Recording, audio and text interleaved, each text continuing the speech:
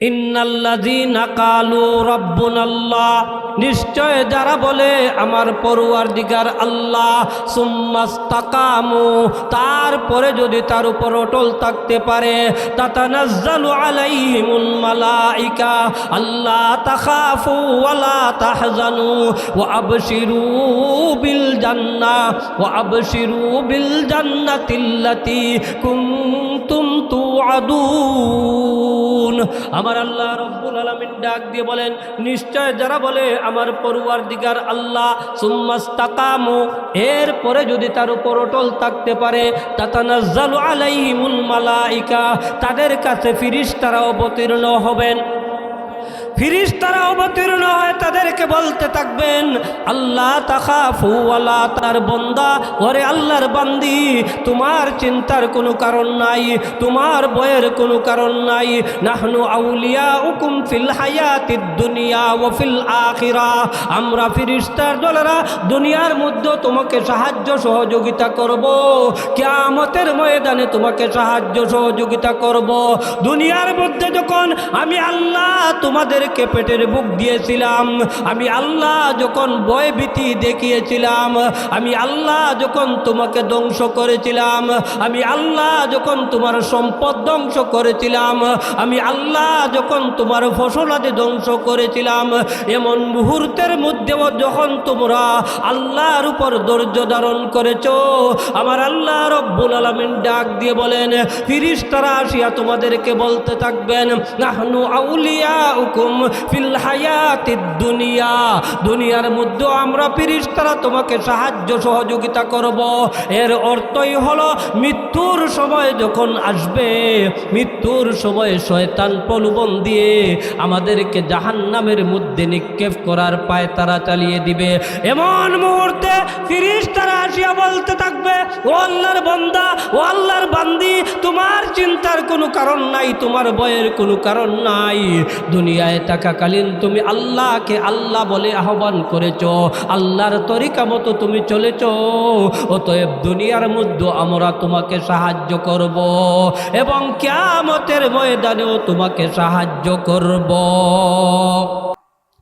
পশ্চিম কদুপুর বায়তুল আমান পাঞ্জাগানা মসজিদের উদ্যোগে আয়োজিত ষষ্ঠ বার্ষিক ইসলামী সম্মেলনের চলমান অধিবেশনের অত্যন্ত শ্রদ্ধাভাজন সভাপতি উস্তাদুল আল মুকররম ওয়াল মুআজ্জম হযরত মাওলানা ইব্রাহিম সাহেব দামাত বারকাতুহুম, অন্যান্য উলামায়ে কেরাম, মুরব্বিয়ান এজাম, বিশেষ করে উপস্থিত রয়েছেন অত্যন্ত দক্ষ পরিচালক, আমার অত্যন্ত স্নেহভাজন ব্যক্তি ভাই মোহাম্মদ জুবায়ের আহমদ শামীম।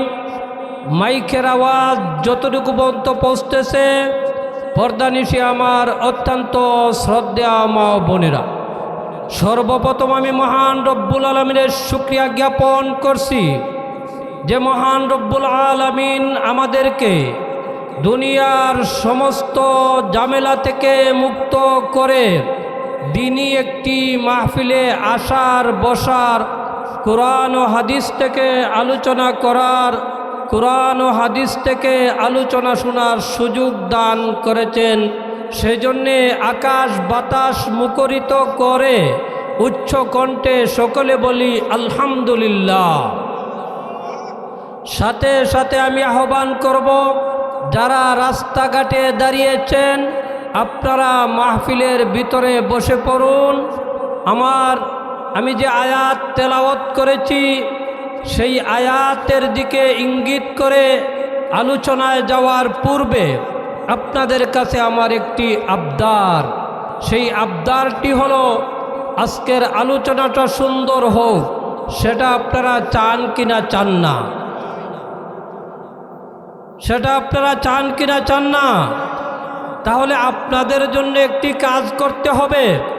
আলোচনার পাকে পাকে যদি সুবহানাল্লাহ, আলহামদুলিল্লাহ, আল্লাহু আকবারের প্রয়োজন হয়, কারা কারা জুড়ে সুরে বলতে প্রস্তুত রয়েছেন আমাকে একটু হাত তুলে দেখাতে হবে। নারে তাকবীর, আরো জোরে নারে তাকবীর। দিন ইসলাম, কদুপুর বায়তুল আমান পাঞ্জাগানা মসজিদ।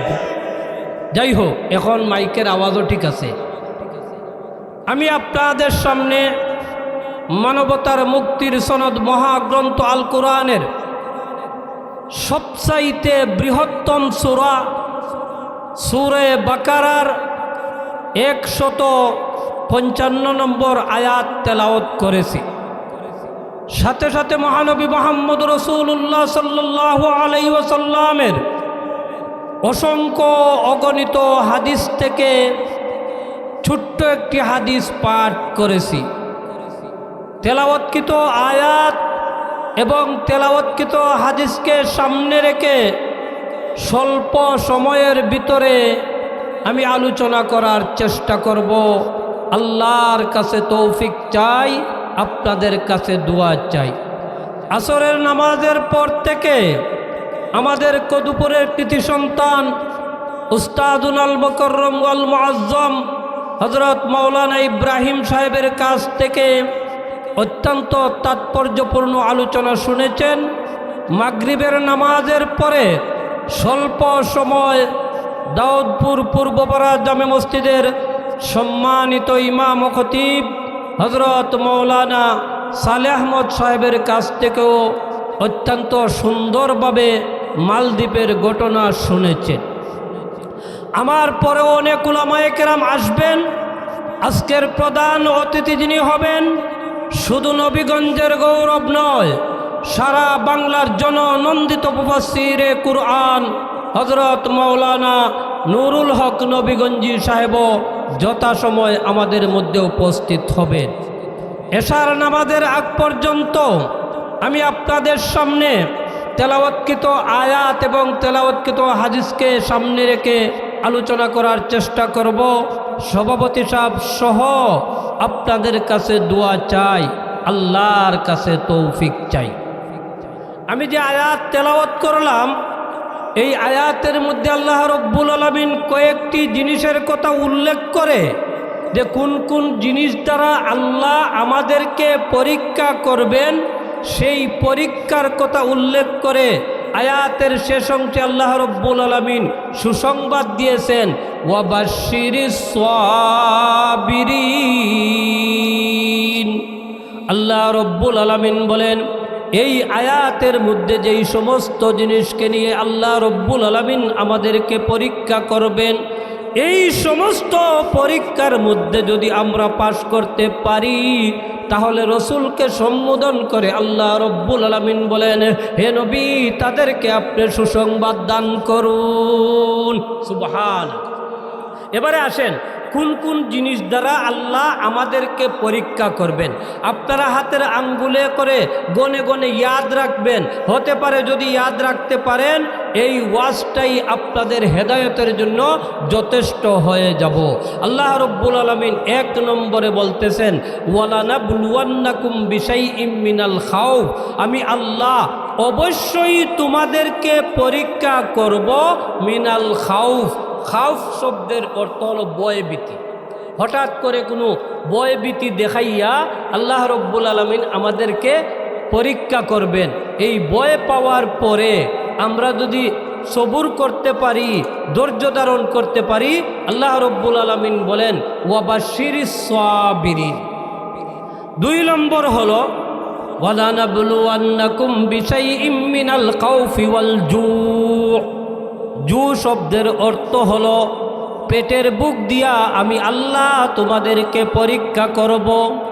হঠাৎ করে দেখবেন আপনি সম্পদশালী হওয়ার পরেও এমন এক জায়গার মধ্যে আপনি গিয়েছেন, যেই জায়গার মধ্যে খাওয়ানোর কোনো ব্যবস্থা নাই, পানাহারের কোনো ব্যবস্থা নাই, এমনভাবে পেটে বুক আপনার লেগেছে।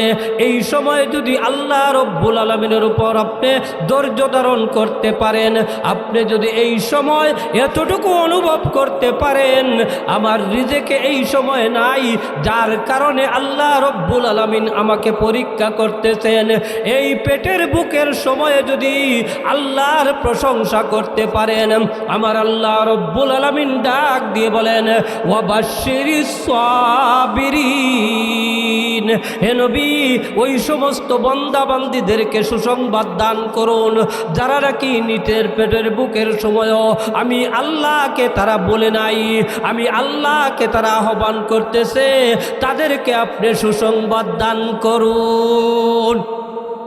তাহলে এক নম্বর ছিল ভয়ভীতি দেখাইয়া আল্লাহ রব্বুল আলামিন আমাদেরকে পরীক্ষা করবেন। 2 নম্বর হলো পেটের বুক দিয়া আল্লাহ আমাদেরকে পরীক্ষা করবেন। ওয়ালানাবলুওয়ান্নাকুম বিশাইইম মিনাল খাউফি ওয়াল জু' ওয়া নাকসিম মিনাল আমওয়াল। 3 নম্বর হলো তোমার সম্পদ কমাইয়া আল্লাহ রব্বুল আলামিন তোমাকে পরীক্ষা করবেন। দেখবেন মানুষ অনেক সম্পদশালী হয়ে যায়, কিন্তু হঠাৎ করে ওই ব্যক্তি আবার গরিব হয়ে যায়। গরিব হওয়ার পরে যদি ওই ব্যক্তি আল্লাহকে না ভুলে, আল্লাহর তরিকাকে যদি না বলতে পারে, আমার আল্লাহ রব্বুল আলামিন বলেন আমি আল্লাহ তাকে সম্পদ দিয়েছিলাম, আমি আল্লাহ তাকে সম্পদ ছিনিয়ে নিয়েছি, তারপরও ওই ব্যক্তি নাশুকরি করে না, আমি আল্লাহকে ওই ব্যক্তি বলে না। ওয়াবাশশিরিস সাবিরিন, তাদের জন্য রয়েছে সুসংবাদ। 1 নম্বর ভয়ভীতি, 2 নম্বর জুর অর্থাৎ পেটের বুক দিয়ে আল্লাহ আমাদেরকে পরীক্ষা করেন। 3 নম্বর হলো ওয়া নাকসিম মিনাল আমওয়াল ওয়াল আনফুসি। ওয়াল আনফুস শব্দের অর্থ হলো হঠাৎ করে মানুষের নফস ধ্বংস করার পরে আল্লাহ পরীক্ষা নেবেন। হঠাৎ করে দেখবেন আপনার তাজা একটা ছেলে আপনার কাছ থেকে বিদায় নিয়ে মৃত্যুবরণ করেছে, গাড়ি অ্যাক্সিডেন্ট করেছে, লঞ্চ অ্যাক্সিডেন্ট করেছে, এই রকমভাবে বিমান অ্যাক্সিডেন্ট করে হঠাৎ করে আপনার কলিজার টুকরা আপনার কাছ থেকে চলে গেছে।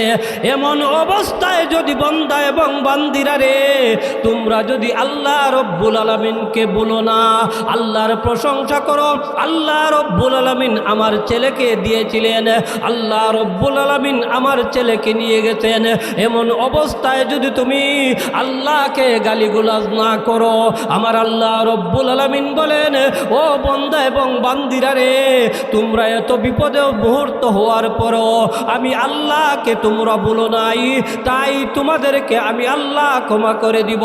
তোমাদের জন্য রয়েছে সুসংবাদ। কের সুসংবাদ? অন্য আয়াতের মধ্যে আল্লাহ রব্বুল আলামিন বলেন ওই সমস্ত মানুষের জন্য রয়েছে জান্নাতের সুসংবাদ। ওই সমস্ত মানুষের জন্য রয়েছে জান্নাতের সুসংবাদ। তাহলে 1 নম্বরে খৌফ, 2 নম্বরে পেটের বুক, 3 নম্বরে হঠাৎ করে আপনার সম্পদ হবে, সম্পদ হওয়ার পরে আবার সম্পদ চলে যাবে। 4 নম্বর হলো হঠাৎ করে তুমি নিজে ধ্বংস হয়ে যাবে, অথবা তোমার আত্মীয় স্বজন তোমার সামন থেকে হঠাৎ করে ধ্বংস হয়ে যাবে। এমন মুহূর্তে যদি তুমি আল্লাহর কাছে সবুর করতে পারো তোমার জন্য রয়েছে সুসংবাদ। 5 নম্বর হলো ওয়াল আনফুসি ওয়াস সামারাত। 5ম নম্বরে হলো ফসলাদিকে হঠাৎ করে নষ্ট করে আল্লাহ রব্বুল আলামিন তোমাদেরকে পরীক্ষা করবেন।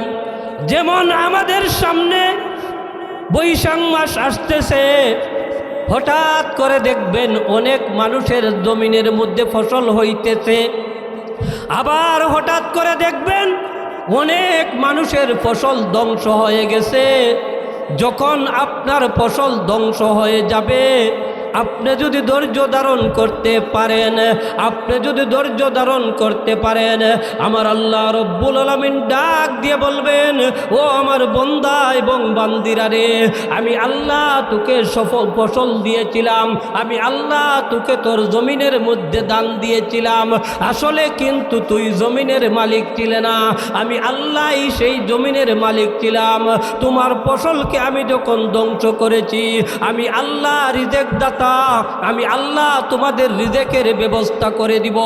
এমন মুহূর্তে বান্দা বান্দিরা রে, তোমরা যখন ধৈর্য ধারণ করেছো, ওয়াবাশশিরিস সাবিরিন, তাদের জন্য রয়েছে সুসংবাদ। আপনারা একটু লক্ষ্য করে শুনবেন। 1 নম্বর ভয়ভীতি দেখাইয়া, 2 নম্বর হলো পেটের বুক দিয়া, 3 নম্বর হলো সম্পদ ধ্বংস করিয়া, 4 নম্বর হলো তোমার নফসকে ধ্বংস করিয়া, 5 নম্বর হলো তোমার জমিনের ফসলাদি নষ্ট করে আল্লাহ রব্বুল আলামিন তোমাদেরকে পরীক্ষা করবেন।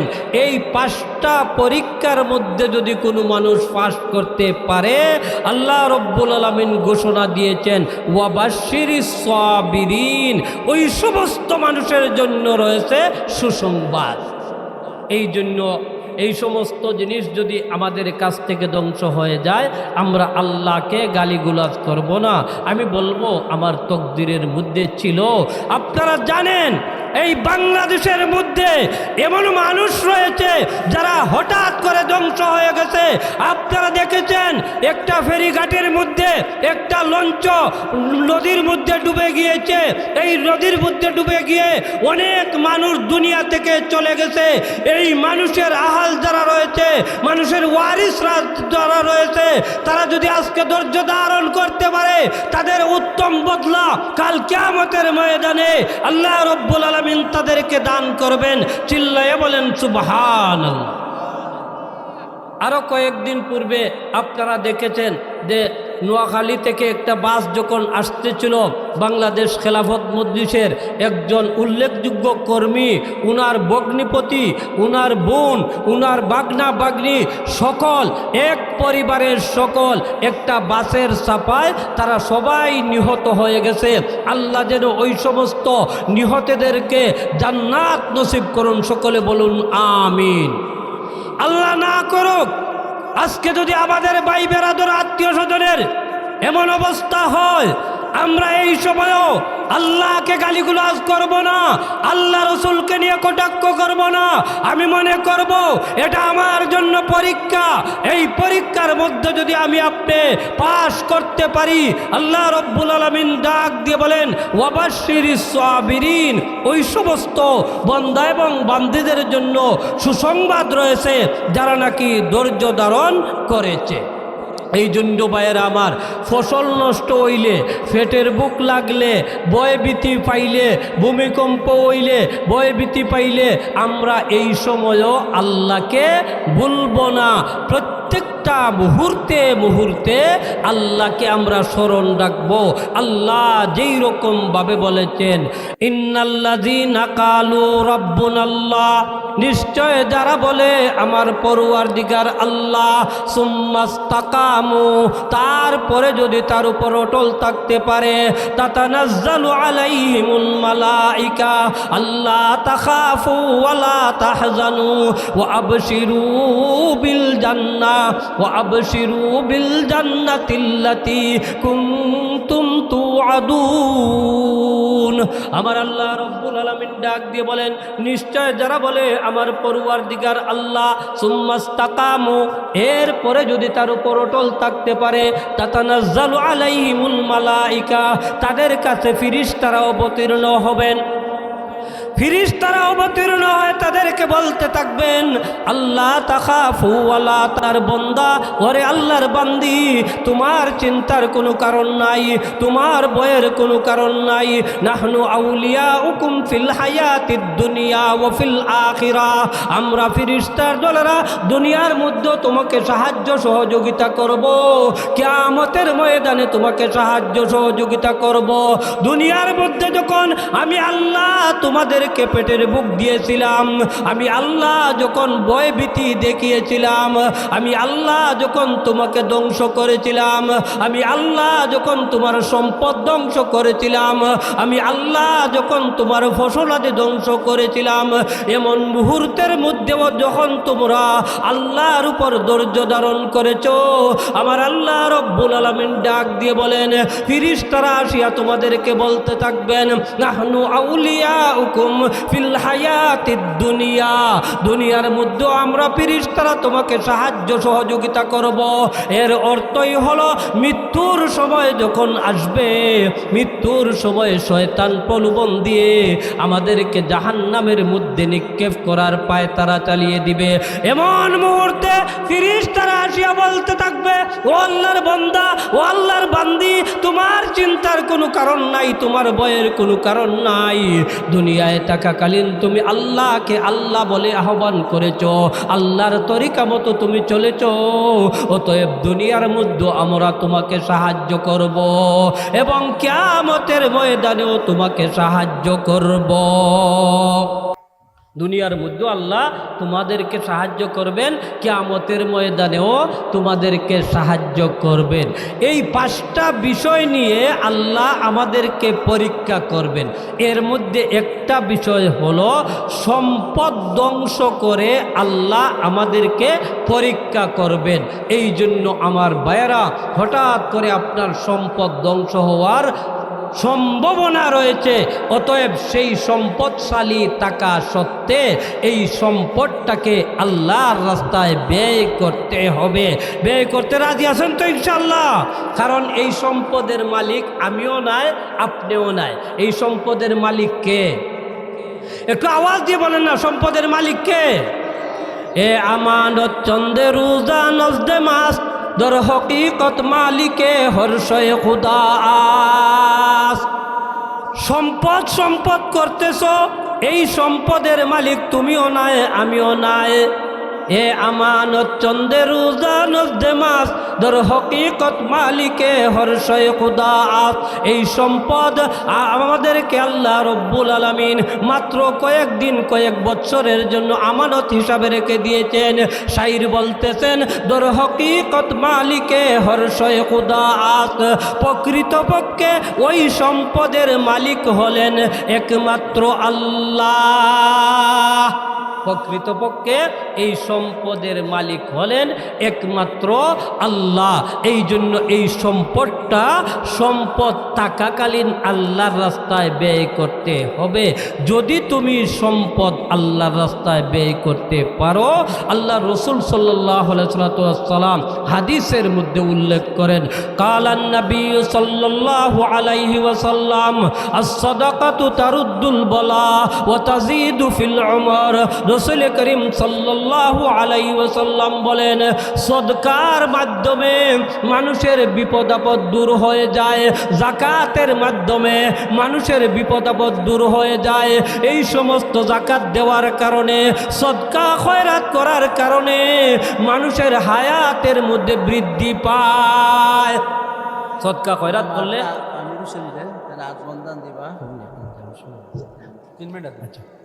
না আমার হিসাব আছে। সম্পদ আমরা কি করতে হবে? আল্লাহর রাস্তায় ব্যয় করতে হবে। 5 মিনিট আগে কইমুসক দেওয়ার লাগে। যাই হোক, আমি বলতেছিলাম এই কথাটা যে যাকাত দিলে বলা মুসিবত দূর হয়, যাকাত দিলে পরে মানুষের হায়াত বাড়ে। আপনাদের হায়াত বাড়ুক, সেটা আপনারা চান কিনা চান না? সবাই আওয়াজ দিয়ে বলেন, চান কিনা চান না? আল্লাহ রসুল সাল্লাল্লাহু আলাইহি ওয়াসাল্লাম একদিন মসজিদে নববীর মধ্যে যখন এমন একটা ঘটনা বর্ণনা করতেছিলেন সাহাবায়ে কেরামের সামনে, ও আমার সাহাবায়ে কেরাম, আল্লাহর দেওয়া মাল থেকে যদি তোমরা যাকাত দান করো, সদকা দান করো, তোমাদের মালের হেফাজত স্বয়ং আল্লাহ রব্বুল আলামিন করে দিবেন। চিল্লাইয়া বলেন সুবহানাল্লাহ। হঠাৎ করে দেখা যায় এই ঘটনা যখন আল্লাহ রসুল বর্ণনা করেছিলেন, পাশ দিয়ে মসজিদে নববীর পাশে দিয়ে একজন ইহুদি মহিলা গিয়েছিল। ইহুদিরাও জানতো নবীর কথা সত্য, কুরআন সত্য। ইহুদিরা নবীকে মানত না, কিন্তু এতটুকু তাদের ধারণা ছিল নবীর কথা সত্য, নবীর কথা কোনোদিন মিথ্যা হতে পারে না। নবী যেহেতু বলেছেন দান সদকা খয়রাত করলে, যাকাত দান করলে মানুষের হায়াত বৃদ্ধি পায়, নবী যেহেতু বলেছেন সদকা খয়রাত করলে, যাকাত দান করলে আল্লাহ রব্বুল আলামিন এই যাকাতের মাধ্যমে তার মালের হেফাজত করেন। চিল্লায়ে বলেন সুবহানাল্লাহ। মুসলমানেও এত বিশ্বাস করতে পারে নাই, কিন্তু ওই মহিলাটা এমনভাবে বিশ্বাস করলো, এই মহিলাটা ছিল অত্যন্ত ধনবান ব্যক্তি। ওই মহিলার 100 উট মদিনা থেকে অন্য জায়গায় তারা ব্যবসার মধ্যে প্রেরণ করেছিল। যখন ব্যবসার মধ্যে প্রেরণ করেছিল, আসার সময় ওই ব্যবসায়িক কাফেলার মধ্যে ডাকাত তাদেরকে আক্রমণ করলো। ডাকাত যখন আক্রমণ করলো, তখন মানুষরা ওই মহিলাকে আসিয়া বলতেছে, তোমার 100 উট তুমি বিভিন্ন জায়গায় ব্যবসার জন্য প্রেরণ করেছিলে, এই সমস্ত জিনিস ডাকাতি হয়ে গেছে, আমাদের কাছে খবর আসছে। খবর মিথ্যাও হতে পারে, আর খবর আবার সত্য হতে পারে। আল খবরু ইয়াহতামিলু সিদক ওয়াল কিযব, এই খবরটা মিথ্যা হতে পারে, আবার সত্য হতে পারে। দেখেন না, ফেসবুকের মাধ্যমে অনেক সময় অনেক খবর দেই, এই খবরটা মিথ্যাও হতে পারে, সত্য হতে পারে। লোকেরা যখন আসিয়া বলল, ওই মহিলাকে যখন বলতে লাগলো তোমার সমস্ত মাল ডাকাতি হয়ে গেছে, মহিলা আর সহ্য হয়ে গেল।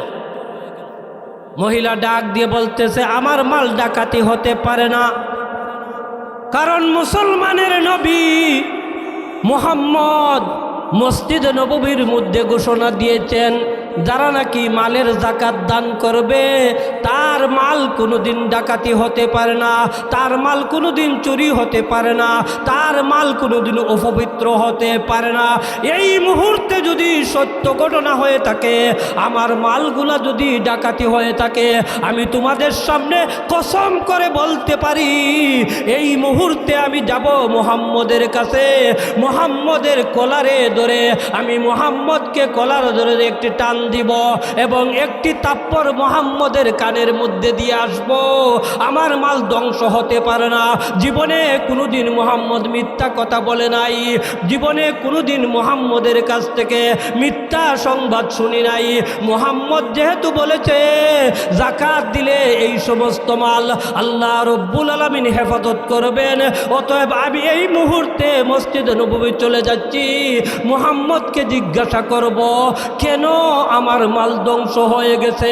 তুমি ওয়াজ করেছিলে মালের যাকাত দিলে এই মালটা কখনো ধ্বংস হবে না। বুঝলানি ঘটনা, এই মাল কখনো ধ্বংস হবে না।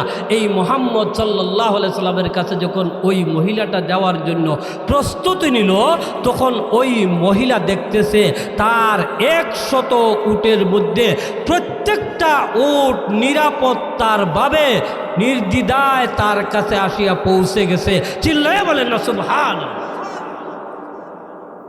উটের মধ্যে রাজা উট যেটা ছিল, সর্দার উট যেটা ছিল, মেনাদার যিনি ছিলেন, এই মেনাদারকে জিজ্ঞাসা করলেন, তুমি কেমনভাবে নিরাপত্তার সাথে আসলে? আমার কাছে তো সংবাদ এসেছে মদিনায় আসার সময় ডাকাত দল এই সমস্ত উটওয়ালাদেরকে ডাকাতি করে নিয়ে গেছে।